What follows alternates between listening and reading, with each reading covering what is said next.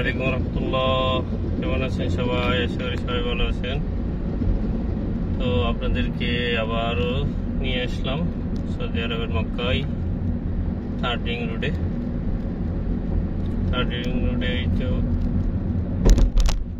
আসরের পর ইফতারের আগে এরকম প্রচুর জ্যাম থাকে। অন্যান্য সময় রোডটা একেবারে ফাঁকা থাকে।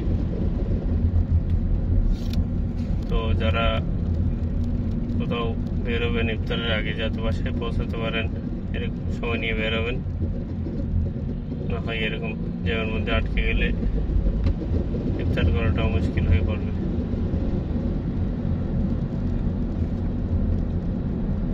কারণ এই সময় প্রচুর গাড়ি, আর এদিকে সিদ্দিন রোড ওটা বন্ধ করে দেওয়া হয়েছে, যেটা হারামে যাওয়া হয় সরাসরি। তো ওটা বন্ধ করে দেওয়াতে এই রোডের মধ্যে চাপ বেশি পড়ে গেল।